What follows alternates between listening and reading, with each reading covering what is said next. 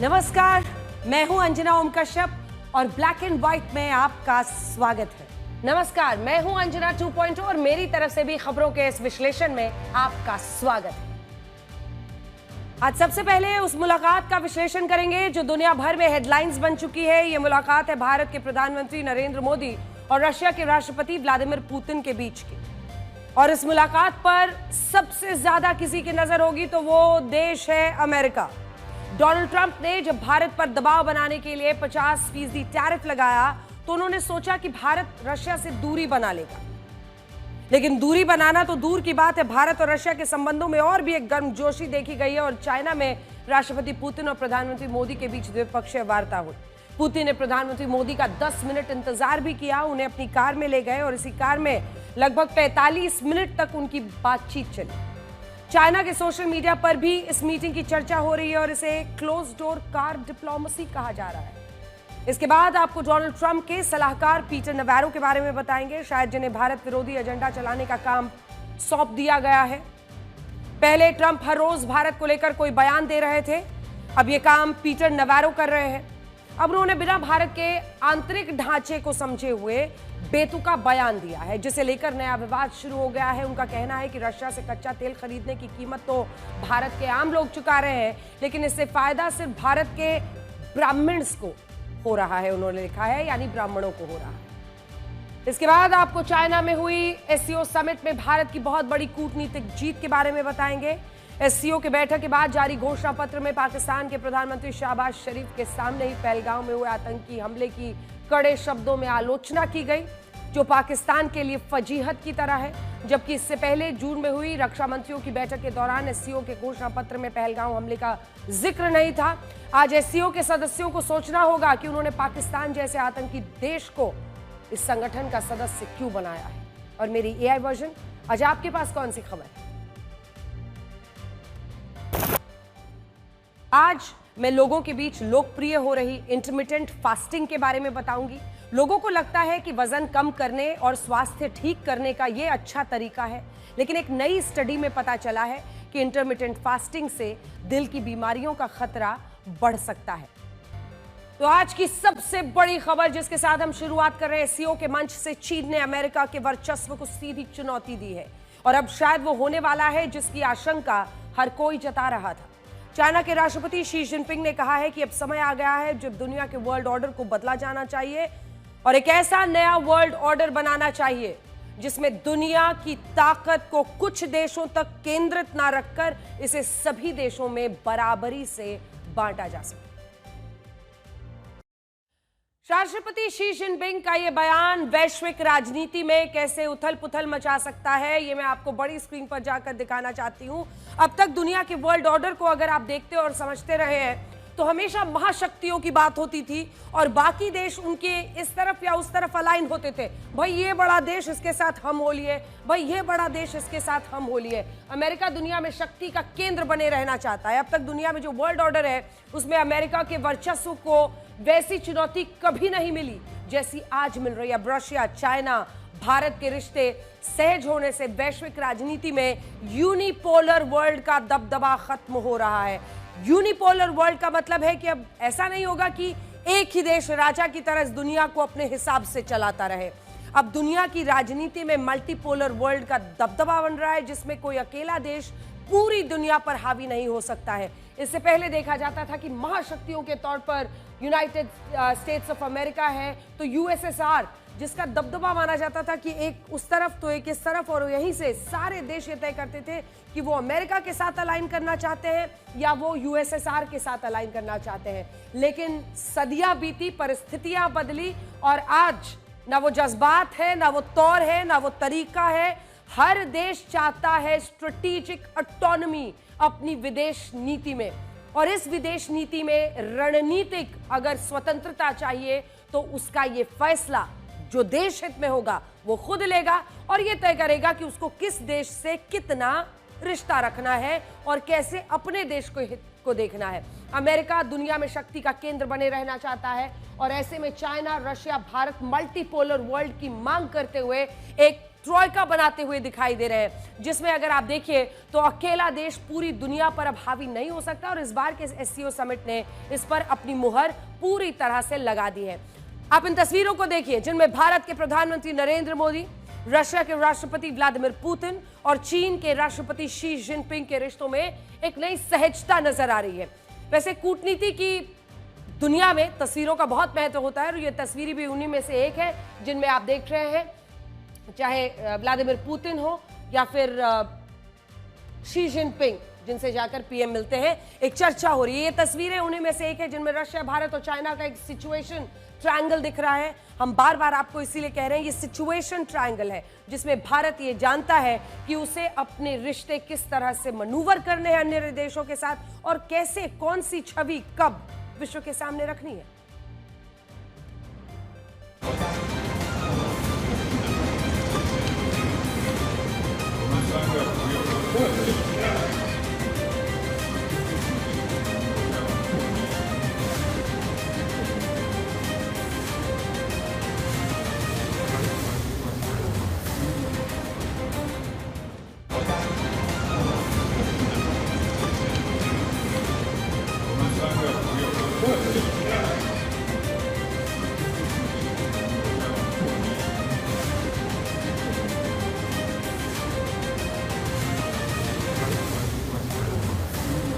गई उस Russia, India, China यानी आरआईसी के ट्रॉयका की तस्वीर और वीडियो। इस वीडियो में आपको पाकिस्तान के प्रधानमंत्री शहबाज शरीफ को भी देखना चाहिए। जिस वक्त प्रधानमंत्री मोदी और राष्ट्रपति पुतिन एक दूसरे से बात करते हुए जा रहे थे, शहबाज शरीफ के सामने से गुजर रहे थे, तो शहबाज शरीफ की नजर सीधे इन दोनों नेताओं पर पड़ी और शायद वो भी सोच रहे होंगे कि पाकिस्तान के ऐसे दिन कब आएंगे जब रशिया के राष्ट्रपति उनसे बात करते हुए आगे जाएंगे। ये देखिए वो उस मोमेंट का जिसको आप कह सकते हैं एक स्नैपशॉट है जिसमें आपको दिख रहे हैं पीएम और पुतिन वहां से बातचीत करते हुए जा रहे हैं और वो शाहबाज बूट पॉलिश पीएम किसी दरवान की तरह खड़ा साइड में।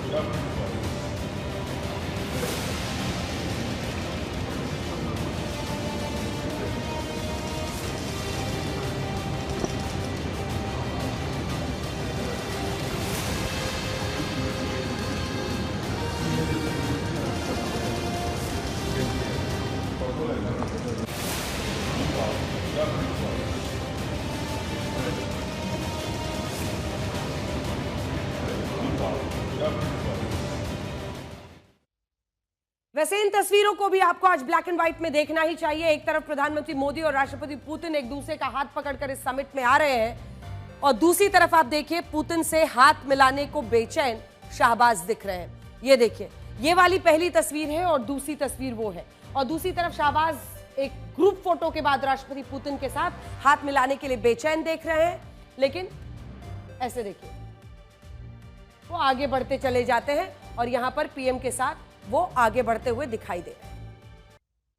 एक एक वीडियो, एक एक तस्वीर बहुत कुछ कह रही है और अगर आप इस समिट की एक एक मुलाकात और बयानों को गौर से देखेंगे तो आपको प्रधानमंत्री नरेंद्र मोदी के बारे में एक खास बात पता चलेगी। जैसे इस समिट से ये पता चला कि भारत ने चीन के साथ अपने रिश्तों को सुधारने में कोई भी जल्दबाजी नहीं दिखाई है। अगर ऐसा होता तो भारत चीन के बीच नए समझौतों पर जो बातचीत होती और इनका ऐलान भी किया जाता, लेकिन इस सम्मेलन में भारत ने जिस तरह से अपने कदम बढ़ाए उससे ये पता चलता है कि हम चाइना के साथ अपने रिश्तों को सहज बनाने के लिए तैयार हैं, लेकिन साथ ही हम किसी जल्दबाजी में नहीं हैं। प्रधानमंत्री मोदी और राष्ट्रपति शी जिनपिंग के बीच जो बायलैटरल, जो द्विपक्षीय वार्ता हुई है, उसमें हमने अपने सभी मुद्दों को उठाया। इसमें सीमा विवाद पर चर्चा हुई, व्यापार में आर्थिक संतुलन को लेकर बात हुई। हमने ये भी कहा कि आतंकवाद पर दोहरे मापदंड अब और नहीं चल सकते।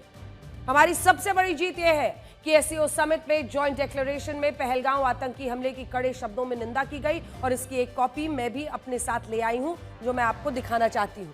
क्योंकि जब आप इस शंघाई कोऑपरेशन ऑर्गेनाइजेशन की समिट की इस डिक्लेरेशन को देखेंगे, ये डिक्लेरेशन मेरे हाथ में है।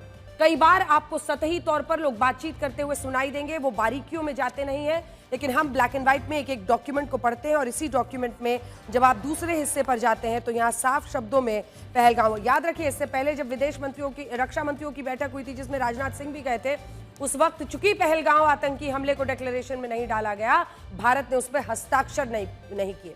लेकिन यहां पर यह साफ साफ लिखा है, member state strongly condemned the terrorist attack in Pahalgam on 22 अप्रैल 2025। यानी जो भी सदस्य देश हैं वो पूरी तरह से निंदा करते हैं उस आतंकी हमले की जो कि पहलगाम में हुआ था। अब तक यही कहा जाता था कि चाइना आतंकवाद के मुद्दे पर पाकिस्तान का समर्थन करके हर बार उसे बचा लेता है, और जून महीने में भी जब एससीओ देशों के रक्षा मंत्रियों की चीन में बैठक हुई तब भी इसमें पहलगाम हमले का जिक्र नहीं हुआ। तब रक्षा मंत्री राजनाथ सिंह ने इस पर नाराजगी जताई। भारत ने उस ज्वाइंट डिक्लेरेशन पर हस्ताक्षर करने से इनकार कर दिया था। लेकिन आज ऐसा नहीं हुआ है, और मैं आपको बड़ी स्क्रीन पर अब दिखाना चाहती हूं कि इसमें पहलगाम के हमले को लेकर एससीओ के सभी देशों ने अपने संयुक्त बयान में आखिर क्या लिखा है। तो ये देखिए, इस संयुक्त बयान में साफ साफ जो लिखा गया है, तमाम देशों की तरफ से सभी देशों ने निंदा की है, और ये साफ कहा है, member state strongly condemn the terrorist attack in Pahalgam. सदस्य देशों ने 22 अप्रैल 2025 को पहलगाम में हुए आतंकी हमले की कड़ी निंदा की। ऐसे हमलों के दोषियों और प्रायोजकों को कटघरे में लाया जाना चाहिए। सदस्य देश आतंकवाद, उग्रवाद, अलगाववाद के खिलाफ लड़ाई के लिए प्रतिबद्धता अपनी दोहरा रहे हैं। यानी आतंकियों के खिलाफ जो सवाल है उसको लेकर इसमें चर्चा है। अब यही दिलचस्प है। हालांकि अगर आप देखिएगा तो इसमें आगे पाकिस्तान के उस हमले का भी जिक्र है जिसमें बलोच लिबरेशन आर्मी ने एक आरोपों के मुताबिक ट्रेन को हाईजैक कर लिया था। मैं अब आपको वो पढ़कर बताती हूं, क्योंकि उसमें भी इस संयुक्त बयान में member states also strongly condemn the terrorist attacks on Jaffar Express on 11 March and in Khuzdar on 21 May 2025। तो दोनों का ही जिक्र है। इस संयुक्त बयान को भारत के लिए बड़ी जीत माना जाएगा, क्योंकि अब तक पाकिस्तान ऐसे मामलों में खुद को बचा लेता था। ये रोना रोता था कि उसे बेवजह इसमें घसीटा जा रहा है। ये हमला भारत का अपना कोई हमला है, लेकिन अब भारत भी साफ कह रहा है कि वो आतंकवाद पर दोहरे मापदंडों को स्वीकार नहीं करेगा। और आज भी पाकिस्तान के प्रधानमंत्री शहबाज शरीफ के सामने प्रधानमंत्री मोदी ने एससीओ की बैठक में आतंकवाद पर दो टूक अपनी बात सबके सामने कही।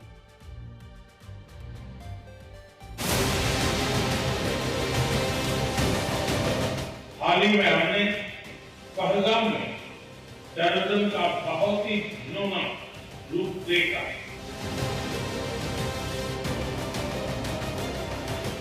क्या कुछ देशों द्वारा आतंकवाद का खुलेआम समर्थन हमें स्वीकार्य हो सकता है?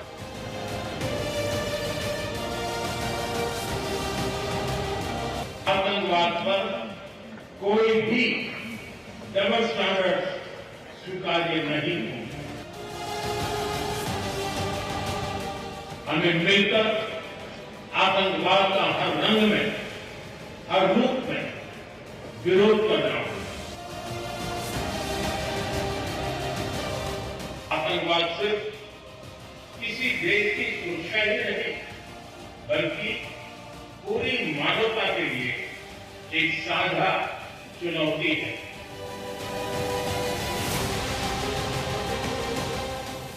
इस वर्ष भारत ने जॉइंट इंफॉर्मेशन ऑपरेशन को लीड करते हुए अल-कायदा और इससे जुड़े आतंकी संगठनों से लड़ने का इनिशिएटिव किया। साल 2001 में जब एससीओ की स्थापना हुई थी, तब इसका मुख्य मकसद क्या था कि मध्य एशिया में आतंकवाद को जड़ से खत्म करना।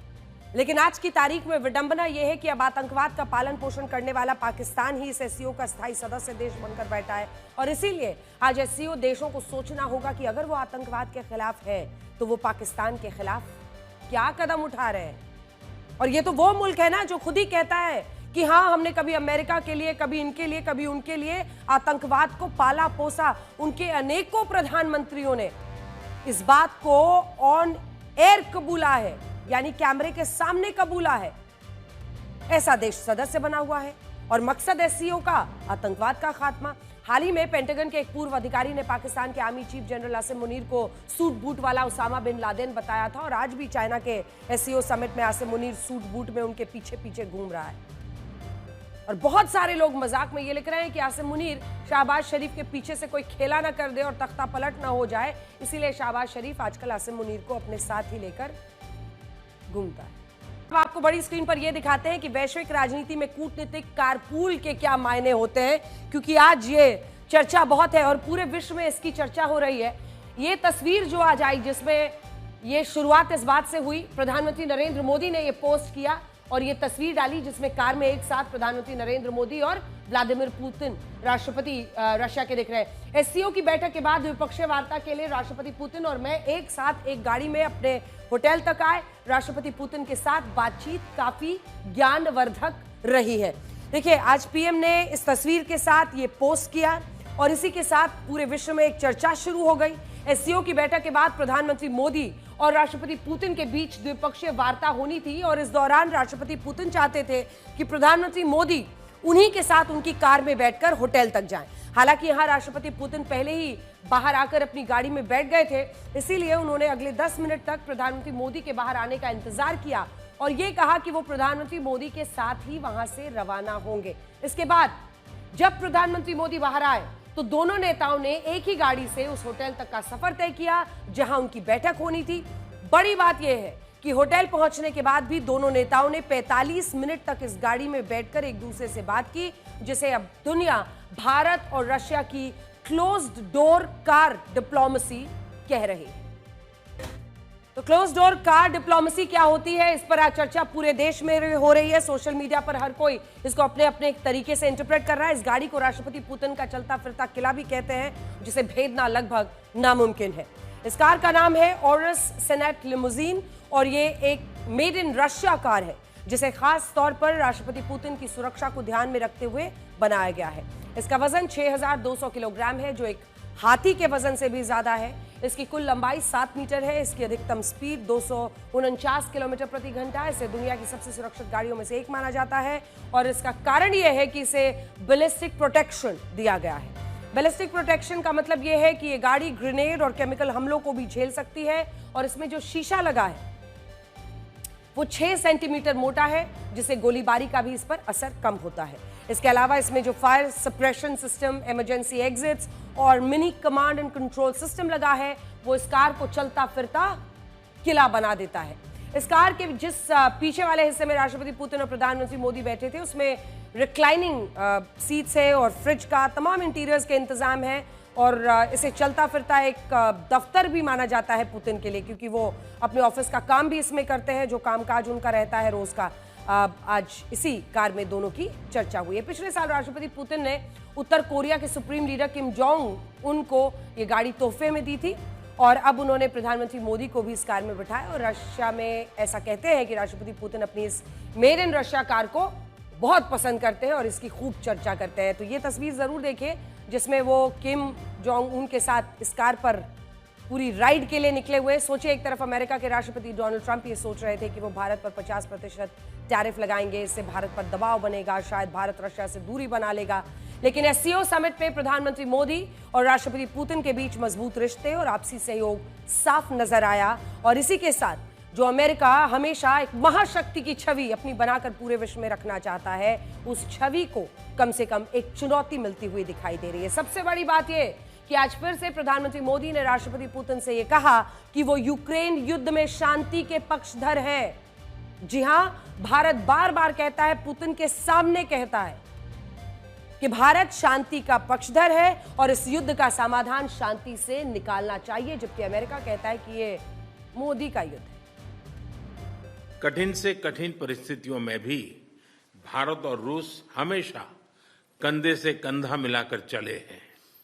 हमारा करीबी सहयोग न केवल दोनों देशों के लोगों के लिए बल्कि वैश्विक शांति, स्थिरता और समृद्धि के लिए महत्वपूर्ण है। एक्सेलेंसी, यूक्रेन में चल रहे संघर्ष के विषय में हम लगातार चर्चा करते रहे हैं। हाल में किए गए शांति के सभी प्रयासों का हम स्वागत करते हैं। हम आशा करते हैं कि सभी पक्ष कंस्ट्रक्टिवली आगे बढ़ेंगे। संघर्ष को जल्द से जल्द खत्म करने और स्थायी शांति स्थापित करने का रास्ता खोजना होगा। यह पूरी मानवता की पुकार है।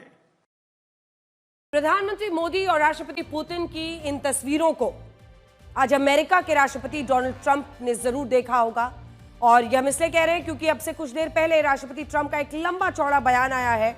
उन्होंने ट्रूथ सोशल पर जो बात लिखी है, ये पोस्ट मैं इसीलिए अपने हाथ में भी लेके आई हूं, आपके स्क्रीन पर भी, आप वहां से पढ़िए। उन्होंने ट्रूथ सोशल पर क्या लिखा है मैं आपको पढ़कर बताती हूं।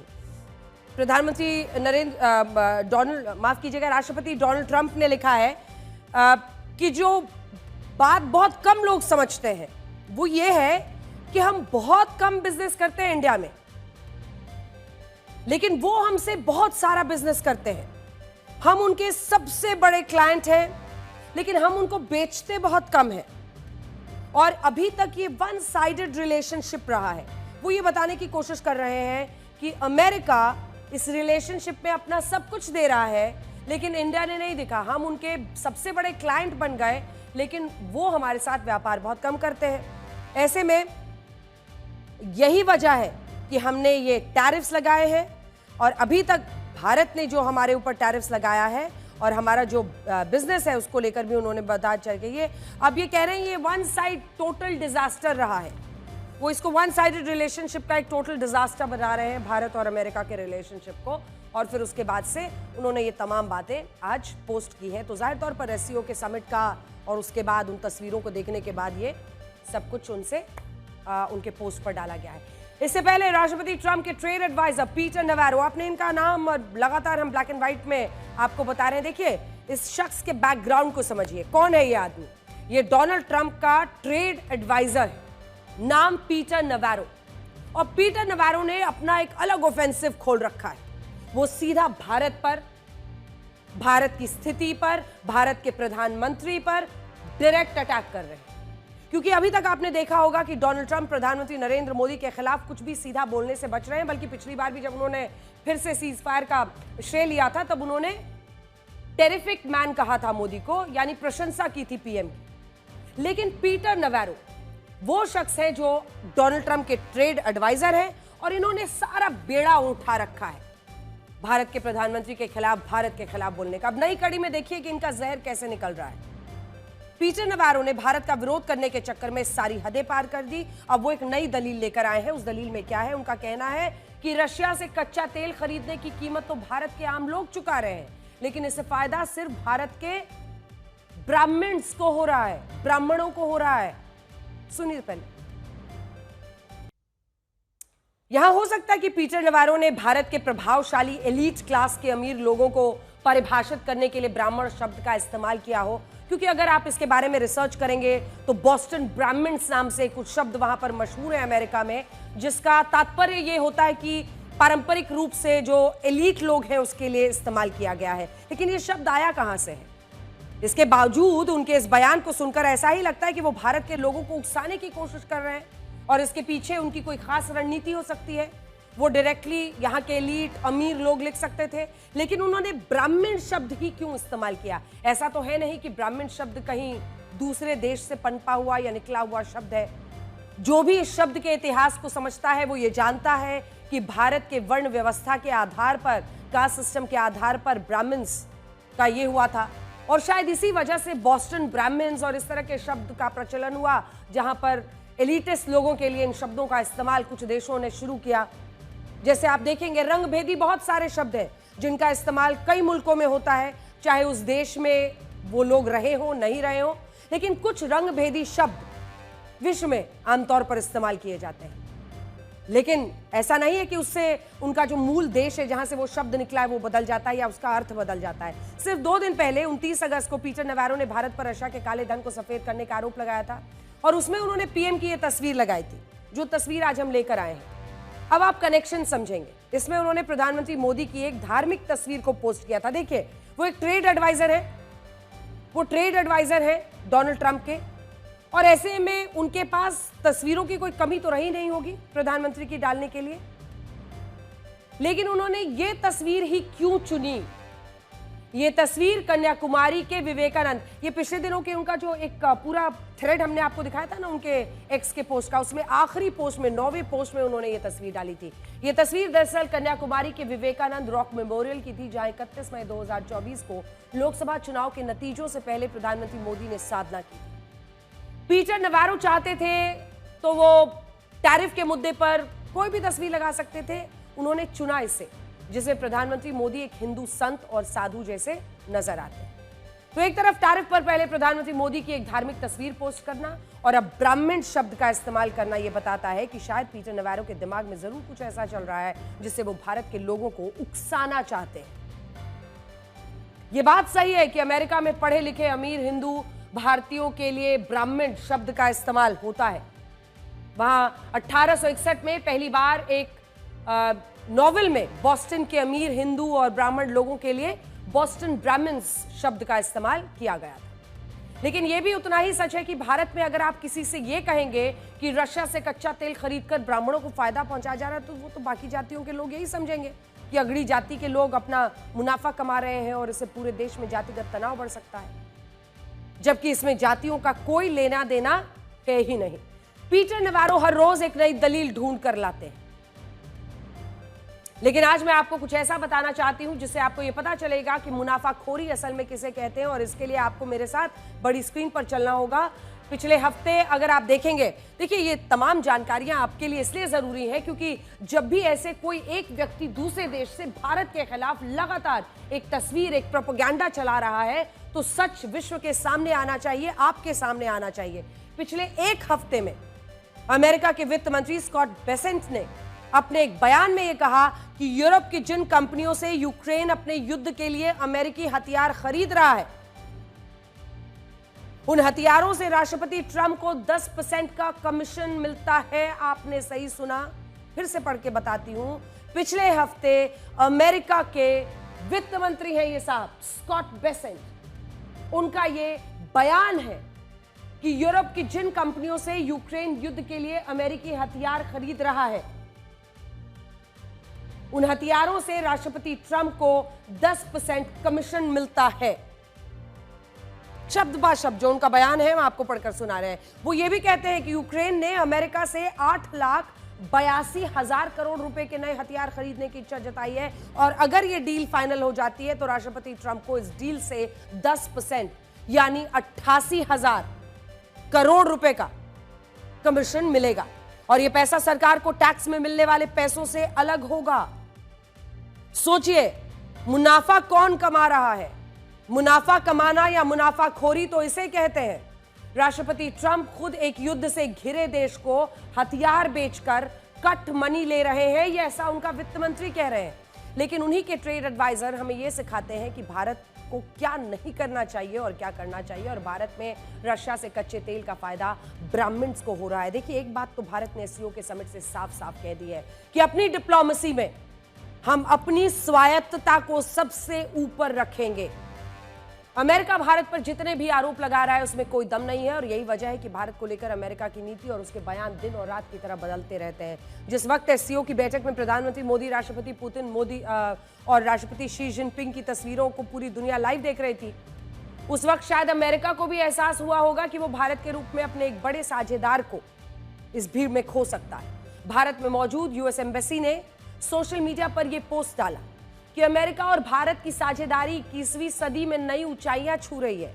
नए आविष्कार, नए उद्यम और रक्षा क्षेत्र में द्विपक्षीय साझेदारी दोनों देशों के लोगों के बीच स्थायी मित्रता का प्रतीक है। इसके अलावा इसी पोस्ट में एक दोस्ती वाला हैशटैग भी डाला गया। अमेरिका और भारत के लोगों को इस हैशटैग से जुड़ने की अपील की गई। इसके अलावा इसी में अमेरिका के विदेश मंत्री मार्को रूबियो के विचार भी जोड़े गए हैं, जिसमें वो ये कहते हैं कि भारत और अमेरिका के लोगों की दोस्ती दोनों देशों के सहयोग की नींव है और दोनों देशों के आर्थिक संबंधों की संभावनाएं हमें आगे बढ़ाती हैं। तो या तो यूएस एम्बेसी इन इंडिया इस वक्त समझ ही नहीं पा रही है कि डोनाल्ड ट्रंप क्या कह रहे हैं और पीटर नवारो क्या कह रहे हैं, या फिर एससीओ समिट के बाद कुछ संदेश आया ऐसी बात कहने। देखिए, एससीओ समिट के बाद आए इस बयान को लेकर यह माना जा रहा है कि यह भारत को अमेरिका की ओर से दी गई दोस्ती की दुहाई है। हालांकि यहां सवाल यह है कि भारत में मौजूद यूएस एम्बेसी के हवाले से ये सारी बातें किसने लिखी। आमतौर पर जब किसी देश के दूतावास की ओर से इस तरह के बयान दिए जाते हैं तो इसे उस देश के राजदूत की ओर से जारी किया जाता है। जैसे इस मामले में यूएस एम्बेसी ने ये पोस्ट लिखा तो ये पोस्ट भारत में अमेरिका के राजदूत का होगा, लेकिन यहां तो भारत में अमेरिका के कोई राजदूत है ही नहीं और ये पद फिलहाल खाली पड़ा है। डोनाल्ड ट्रंप ने अपने करीबी सर्जियो गोर को भारत में अमेरिका का राजदूत नियुक्त किया है, लेकिन अभी तक वो भारत आए नहीं हैं। इसीलिए जब अमेरिकी दूतावास की ओर से इस तरह दोस्ती की याद दिलाने वाला पोस्ट लिखा गया है, तो ऐसा संभव है कि यह पोस्ट आनन फानन में व्हाइट हाउस के ही कहने पर मार्को रूबियो की ओर से कराया गया है, क्योंकि उन्हीं की तस्वीर के साथ उनका बयान है और यह बताने की कोशिश हो रही है कि भारत और अमेरिका की दोस्ती अब भी टूटी नहीं है और दोनों देश आज भी साथ हैं।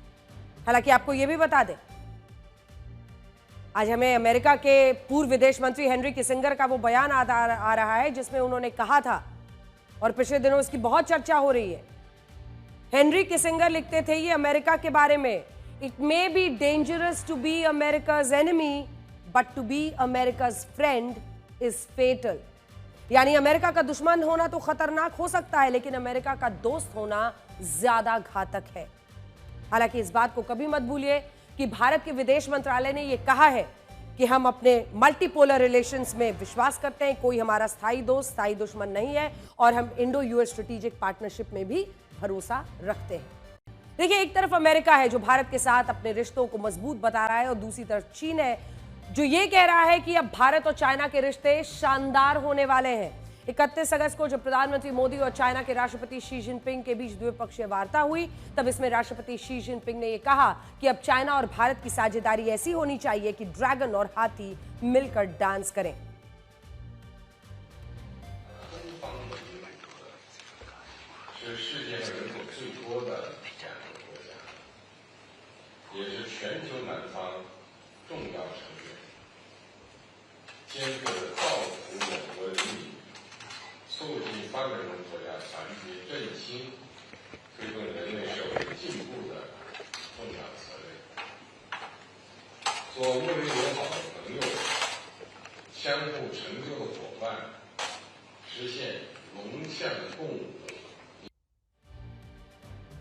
देखिए, बहुत सारे लोगों को ये लग रहा है कि भारत चाइना के रिश्तों में ये पड़ाव अमेरिका के टैरिफ की वजह से आया है, जबकि पश्चिमी मीडिया खुद अपने लेखों में ये बता रहा है कि इस साल जब भारत चाइना के राजनयिक संबंधों को 75 साल पूरे हुए थे, तब राष्ट्रपति शी जिनपिंग ने भारत की राष्ट्रपति द्रौपदी मुर्मू को एक बधाई संदेश लिखा था, और इसकी कॉपी भी मैं अपने साथ लेकर आई हूं।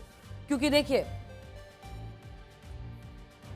ये वो चिट्ठी है, ये वो कांग्रेचुलेटरी मैसेज है जो राष्ट्रपति शी जिन की तरफ से राष्ट्रपति माननीय द्रौपदी मुर्मू को भेजा गया था। इसमें तमाम बातों का जिक्र है, और जिस ड्रैगन एलिफेंट टैंगो की चर्चा हो रही है बीते दिनों से, वो इसी में लिखा हुआ है। यहां पर आपके सामने वो वर्ड्स हैं, ये देखिए, द ड्रैगन, ये वाली लाइन में द ड्रैगन एलिफेंट टैंगो, जिसकी चर्चा लिखी गई है।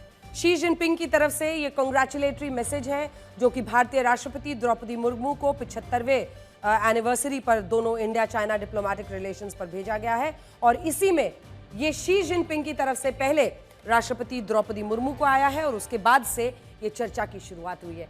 ड्रैगन एलिफेंट टैंगो, इस शब्द का पहली बार इस्तेमाल साल 2006 में चीन के तत्कालीन प्रधानमंत्री ने किया था।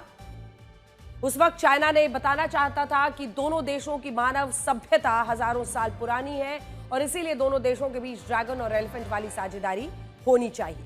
यहां ड्रैगन का मतलब चाइना से है और एलिफेंट यानी हाथी का मतलब भारत से है। चाइना में ऐसी मान्यता है कि वहां पहले शासक स्वर्ग से ड्रैगन पर बैठकर ही धरती पर आए थे, जिसकी वजह से ड्रैगन को समृद्धि और लाभ का प्रतीक माना गया है। और आज चाइना में हर जगह राष्ट्रवादी कम्युनिस्ट लोग ड्रैगन को अपने देश की पहचान मानते हैं, जबकि भारत में भी हाथी का धार्मिक महत्व बहुत बड़ा है। भगवान शिव ने भगवान गणेश को हाथी का सिर ही समर्पित किया था, जो बुद्धि का प्रतीक बना। और यह भी मान्यता है कि समुद्र मंथन में जब ऐरावत हाथी निकला था, तब इसे देवराज इंद्र ने ले लिया था, और ऐरावत हाथी को भी शक्ति, शुद्धता और बुद्धि का प्रतीक माना गया। और भारत की संस्कृति में हाथी का महत्व काफी बढ़ गया। लेकिन यह भी सच है कि भारत के संदर्भ में हाथी शब्द का इस्तेमाल इसलिए हुआ क्योंकि कुछ देश हमारी अर्थव्यवस्था को धीमा लेकिन स्थिर बताना चाहते थे, और वो मानते थे कि भारत हाथी के रूप में परिभाषित हो सकता है। लेकिन हमारा कहना यह है कि भारत की क्षमताएं हाथी की तरह विशाल है, लेकिन हमारी अर्थव्यवस्था तेज है। ये तो शेर की तरह दहाड़ रही है, और इस साल की पहली तिमाही में हमारा जीडीपी ग्रोथ रेट 7.8% रहा है, जो दुनिया के सभी बड़े देशों से ज्यादा है, और चाइना का ड्रैगन भी हमसे पीछे है। अब जल्दी से आपको बड़ी स्क्रीन पर लिए दिखाते हैं कि अंतर्राष्ट्रीय मीडिया आखिर इस पर क्या कह रहा है, क्योंकि जब भी अब देखिए ट्रंप के टैरिफ के बाद तो पूरी विश्व की नजर है ना, सारी मीडिया कवर कर रही है कि एससीओ समिट में आखिर क्या हो रहा है और जिन रिश्तों के नई गर्माहट की बात इस वक्त कर रहे हैं तमाम रशिया, इंडिया, चाइना, वो रिश्तों की गर्माहट आखिर है क्या। तो यहां पर आपको दिखाते हैं अंतर्राष्ट्रीय मीडिया ने समिट को और उसमें भारत की भूमिका को लेकर कैसे कवर किया है और क्या क्या लिखा है, क्योंकि Xi uses summit parade and history, China tries to use Trump turmoil to unite leaders against US led order. वो बात करें, Modi and Putin meet on summit sidelines as India faces steep US tariff, significance of China in India's foreign policy, India committed to improving ties with China, she uses summit parade and history to flaunt China's global pull। और इसी के साथ साथ एक अगर आप देखें तो न्यूयॉर्क टाइम्स ने लिखा कि भारत ने पहले बीजिंग का मुकाबला करने के लिए बाइडेन प्रशासन के करीब आना शुरू किया, लेकिन अब ट्रंप के टैरिफ के बाद नरेंद्र मोदी 7 साल बाद चाइना की यात्रा करें। वॉशिंगटन पोस्ट ने लिखा कि चाइना ट्रंप के टैरिफ का फायदा उठाकर दुनिया के नेताओं को एकजुट करने की कोशिश कर रहा है ताकि अमेरिका नेतृत्व वाले वैश्विक व्यवस्था के खिलाफ एक मोर्चा बनाया जा सके। अल जजीरा भी यही कह रहा है कि टैरिफ के कारण भारत के प्रधानमंत्री नरेंद्र मोदी चाइना की यात्रा पर गए। मैं आपको पढ़कर बताती हूँ कि अंतर्राष्ट्रीय मीडिया अपने लेखों के अंदर क्या क्या लिख रहा है, क्योंकि यहाँ पर जो जितने सारे पोस्ट हैं वो मैंने किया है। The significance of China in India's policy, the diplomat, अगर आप देखें तो इसमें तमाम ऐसे जो आर्टिकल्स हैं उन सब की चर्चा की गई है और उन सब में ये लिखा गया है कि कैसे ये पूरा जो समिट है, बल्कि आप देखेंगे तो हैरान रह जाएंगे कैसे यहाँ पर ये वाली लाइन में लिखा गया है, in an act of careful diplomatic balancing Modi visits Japan. आपको हमने बीते दिन बताया था कि चाइना के पहले पीएम जापान क्यों गए हैं। Another member of quadrilateral security dialogue, which also includes Australia and United States before coming to Tianjin। तो तमाम आर्टिकल्स में जो भारत का स्टैंड है और बहुत ही डेलिकेट डिप्लोमैटिक पोजिशनिंग है, बैलेंसिंग एक्ट है, उसकी चर्चा की जा रही है। क्योंकि अगर आप देखेंगे तो India still aspires to become one of the world's 3 largest economies, it is currently 5th and on pace to overtake Japan soon. तो इसकी भी चर्चा की गई है कि भारत अर्थव्यवस्था के तौर पर आज कहां पर खड़ा है, उसके बारे में भी इन लेखों में लिखा गया है। जब बात रिश्तों की हो रही है और बात ये समझाने की हो रही है कि आखिर डिप्लोमैटिकली भारत इससे क्या हासिल करना चाहता है, तो तमाम ऐसे आर्टिकल्स हैं जिसमें भारत और भारत के स्टैंड को लेकर चर्चाएं हो रही हैं। यही नहीं, कैसे एससीओ एक ऐसा नए वर्ल्ड ऑर्डर का ऑप्शन विश्व को दे रहा है जिसमें किसी एक देश का वर्चस्व नहीं रहेगा, जिसमें अनेकों शक्तिशाली देश अपने अपने तरीके से अपने राष्ट्रहित की सोचकर किसी तीसरे देश के दबाव में नहीं आएंगे। इस सबके बीच एक और बड़ी खबर यह है कि अमेरिका ने भारत की घेराबंदी के लिए एक नई रणनीति बनाई है और अब अमेरिका शायद भारत के खिलाफ सेकेंडरी सैंक्शंस लगाने के बारे में सोच रहा है। अमेरिका ने यूरोपीय देशों से कहा है कि वो भारत पर उसी तरह के प्रतिबंध लगाए जैसे अमेरिका ने लगाए हैं। देखने में यह आग्रह लगता है, लेकिन यह एक आदेश की तरह है। अमेरिका का कहना है कि यूरोपीय देश भारत से तेल और गैस ना खरीदे क्योंकि भारत रशिया से कच्चा तेल खरीद रहा है। अमेरिका तो यह भी चाहता है कि यूरोप भी भारत पर सेकेंडरी टैरिफ लगाए। यह बयान एक ऐसे समय में आया है जब भारत ने अमेरिका के टैरिफ वाले दबाव को धुएं में उड़ा दिया है। हम झुकने को तैयार नहीं है। भारत अपने निर्यात के लिए नए बाजार की तलाश करके अमेरिकी रणनीति को फेल करने वाला है। लेकिन यह भी अमेरिका को आज समझना चाहिए कि अनेकों ऐसे यूरोपीय देश हैं जिनके साथ भारत के रिश्ते मजबूत हैं और ब्रिटेन के साथ, इंग्लैंड के साथ तो हमने फ्री ट्रेड अग्रीमेंट कर भी लिया है। इसीलिए अमेरिका यूरोपीय देशों के जरिए भारत पर दबाव बढ़ाना चाहता है। अमेरिका इस बात से भी चिढ़ा हुआ है कि भारत ने कच्चे तेल पर उसकी दोहरी नीति पूरी दुनिया को बता दी। भारत ने साफ शब्दों में बताया है कि रशिया से अमेरिका क्या क्या खरीदता है। दुनिया जान गई है कि चाइना रशिया के कच्चे तेल का सबसे बड़ा खरीदार है और यूरोप तो एक तरह से रशिया के कच्चे तेल और गैस पर ही पूरी तरह से निर्भर है। बावजूद इसके अमेरिका ने इन्हें छोड़कर भारत को टारगेट किया। अमेरिका की असली परेशानी यह है कि भारत रशिया से सस्ता तेल खरीदकर कई देशों को बेच रहा है। इसमें कुछ यूरोपीय देश भी शामिल हैं। भारत 15 से ज्यादा यूरोपीय देशों को पेट्रोलियम प्रोडक्ट्स का निर्यात करता है और साल 2024-25 में यह निर्यात 1,32,000 करोड़ रुपए का था। भारत से मिल रहे तेल और गैस की वजह से ही यूरोपीय देश भारत के खिलाफ नहीं दिख रहे हैं और ये देश अमेरिकी टैरिफ का ना तो समर्थन कर रहे हैं और ना विरोध कर रहे हैं। अमेरिका इसी बात से चिढ़ा हुआ है। अमेरिका चाहता है कि यूरोपीय देश जुलाई 2025 में रशिया पर लगाए गए 18वें प्रतिबंध पैकेज को माने। यह प्रतिबंध 21 जनवरी 2026 से लागू होगा। इसके तहत रशिया से किसी भी तरह के पेट्रोलियम प्रोडक्ट आयात करने की मनाही है और इसमें यह भी कहा गया है कि अगर कोई तीसरा देश रशिया से कच्चा तेल खरीद कर बेच रहा है तो उससे भी खरीदारी नहीं की जानी चाहिए। यानी यूरोपीय देशों से कहा गया है कि वो रशिया के पेट्रोलियम प्रोडक्ट्स को प्रतिबंधित करें, फिर चाहे वो किसी अन्य देश के जरिए ही उनके पास क्यों ना आ रहा हो। अमेरिका चाहता है कि यूरोपीय देश ये प्रतिबंध जल्द से जल्द लागू करें, रशिया और भारत पर इसी के जरिए वो दबाव बढ़ाए। यूरोपीय देशों के लिए रशिया से कच्चा तेल खरीदना उनकी जरूरत भी है, मजबूरी भी है, लेकिन इसके बावजूद वो अमेरिका के दबाव में पिछले काफी समय से अपनी जरूरतों से समझौता कर रहे थे। वो दूसरे देशों के जरिए अपनी ऊर्जा जरूरतें पूरी कर रहे थे, लेकिन सुरक्षा कारणों से अमेरिका पर उनकी निर्भरता इतनी ज्यादा है कि वो उसकी बात मानने को मजबूर है। यही हाल जापान का हो रहा है।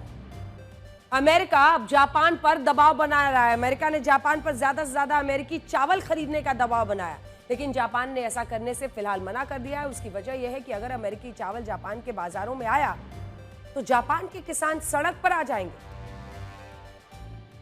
कुछ ऐसा ही कर रहा है इस वक्त अमेरिका, जैसा वो भारत में चाहता है कि हम अपने किसानों के साथ समझौता करें और भारत झुकने को तैयार नहीं। जापान के किसान जो चावल उगाते हैं वो अमेरिकी चावल के मुकाबले थोड़ा महंगा होता है, इसीलिए जापान नहीं चाहता है कि वो अपने किसानों की जो फसल है उसको बर्बाद करके अमेरिकी चावल पर पूरी तरह से निर्भर हो जाए। अमेरिका ने जापान पर 15% टैरिफ लगाया है।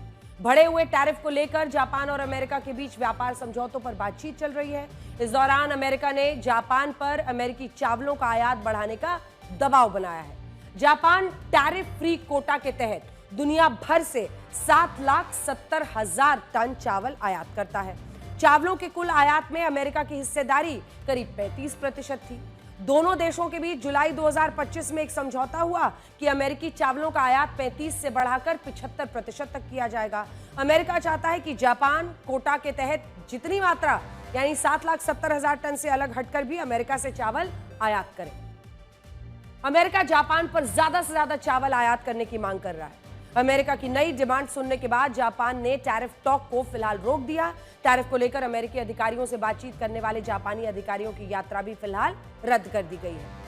अमेरिका की इस नई मांग पर जापान ने कड़ी आपत्ति जताई और इसे मानने से इनकार कर दिया। हाल फिलहाल के कुछ महीनों में जापान में स्थानीय चावल के दाम बढ़े हैं, इसीलिए अमेरिका सस्ते चावल बेचकर जापान के राइस मार्केट पर अपना दबदबा बढ़ाना चाहता है। चावल पर जापान और अमेरिका के इस विवाद का फायदा भारत को मिल सकता है। भारत भी जापान को चावल का निर्यात करता है। साल 2024 में जापान को चावल का निर्यात दोगुना तक हो चुका है। खैर, अब अपने देश की बात कर लेते हैं और आपको ये बताते हैं कि राहुल गांधी और तेजस्वी की बिहार वोटर अधिकार यात्रा चुनाव में कितने वोटर्स को अपने साथ जोड़ पाए। बिहार में वोट लिस्ट के रिवीजन के खिलाफ 17 अगस्त को शुरू हुई यह यात्रा 16 दिन के बाद आज समाप्त हुई। इसने सासाराम से पटना तक 23 जिलों में लगभग 1300 किलोमीटर का सफर तय किया है। इसके समापन के दौरान पटना के गांधी मैदान में कांग्रेस, आरजेडी समेत इंडिया गठबंधन के नेताओं ने शक्ति प्रदर्शन किया। इस यात्रा में तेजस्वी यादव राहुल गांधी के साथ रहे, जबकि विपक्षी दलों के कई नेता यात्रा के अलग अलग पड़ाव पर शामिल होते रहे, उतरते रहे। और इस यात्रा के आखिरी पड़ाव पर समाजवादी पार्टी के अध्यक्ष अखिलेश यादव शामिल हुए। अब सवाल यह उठ रहा है कि इस यात्रा से राहुल गांधी, कांग्रेस और विपक्ष को क्या हासिल होगा और यह यात्रा बिहार चुनाव में कितनी फायदेमंद होगी इंडिया गठबंधन के लिए। 1300 किलोमीटर की यह यात्रा 110 से ज्यादा विधानसभा क्षेत्रों से होकर गुजरी। जिन 110 सीटों को प्रत्यक्ष या अप्रत्यक्ष रूप से इस यात्रा में कवर किया गया, उनमें से 80 सीटें एनडीए के दलों के पास है। सिर्फ 30 सीटें ऐसी है जो महागठबंधन के पास है। इस तरह यात्रा के जरिए सरकार के खिलाफ माहौल बनाने की कोशिश हुई है। जिस तरह राहुल गांधी ने मैदान पर उतरकर यह अभियान चलाया, फ्रंट सीट पर बैठने की कोशिश की, उससे कुछ हो ना हो महागठबंधन में कांग्रेस की बार्गेनिंग पावर थोड़ी बढ़ी है और कांग्रेस को जीवंत करने की कोशिश जरूर हुई। 2020 में कांग्रेस 70 सीटों पर लड़ी थी, लेकिन इस बार वो संभल कर दावेदारी पेश कर रही है। लेकिन इस यात्रा में एक दिलचस्प बात देखने को मिली। राहुल गांधी के सामने कई बार मुख्यमंत्री पद के चेहरे को लेकर सवाल उठे, लेकिन हर बार उन्होंने चुप्पी साधी। तेजस्वी यादव ने तो राहुल गांधी को पीएम उम्मीदवार भी बता दिया, लेकिन उन्होंने सीएम के लिए तेजस्वी का नाम नहीं लिया। बिहार में कांग्रेस का आरजेडी के साथ चुनाव लड़ना तय है, लेकिन वह तेजस्वी यादव को सीएम का चेहरा बनाने के लिए तैयार नहीं। लेकिन दिलचस्प वाकया तब हुआ जब यात्रा के आखिरी पड़ाव पर अखिलेश यादव ने बिहार सीएम के लिए तेजस्वी के चेहरे पर अपनी रजामंदी देकर बड़ा दांव चल दिया और खुद तेजस्वी यादव तो कई बार अपना नाम आगे कर ही चुके हैं। सवाल यह है कि राहुल गांधी सीएम पद के लिए क्या तेजस्वी का नाम सिर्फ इसलिए नहीं ले रहे ताकि कांग्रेस सीटों के लिए अच्छे से तालमेल कर सके? वोट चोर, क्या प्रधानमंत्री जी वोट चोर क्या कर रहे हैं? क्या कर रहे हैं? एक नया नारा चला है बिहार में, वोट चोर गद्दी छोड़। चाइना में भी लोग बोल रहे हैं वोट चोर गद्दी छोड़, अमेरिका में भी बोल रहे हैं। एटम बम से बड़ा हाइड्रोजन बम होता है नहीं होता है? माधवपुरा में हमने एटम बम दिखाया था। बीजेपी के लोगों तैयार हो जाओ, हाइड्रोजन बम आ रहा है। अगली खबर का आप रुख करते हैं। ये खबर सीधा आपकी सेहत से जुड़ी हुई है। पिछले कुछ समय से लोगों के बीच इंटरमिटेंट फास्टिंग काफी लोकप्रिय हो रहा है, यानी कई घंटों तक। हम आपको बताते हैं इस प्रक्रिया में लोग 2 बार के खाने के बीच में एक अच्छा खासा गैप रखते हैं। कई बार लोग शाम को जल्दी खाना खा लेते हैं, अगली सुबह कुछ देर से ब्रेकफास्ट करते हैं। 12 से 16 घंटे तक की मतलब इंटरमिटेंट फास्टिंग हो जाती है, यानी व्रत रखना जिसे आप कह सकते हैं। एक 12 से 16 घंटे का व्रत रखना, कुछ ना खाना। लोगों का मानना है कि इससे वजन कंट्रोल रहता है, स्वास्थ्य ठीक रहता है। लेकिन अब एक नई स्टडी में पता चला है कि ऐसा करना खतरे से खाली नहीं है। इस तरह की फास्टिंग या उपवास से दिल की बीमारियों का खतरा पैदा हो सकता है।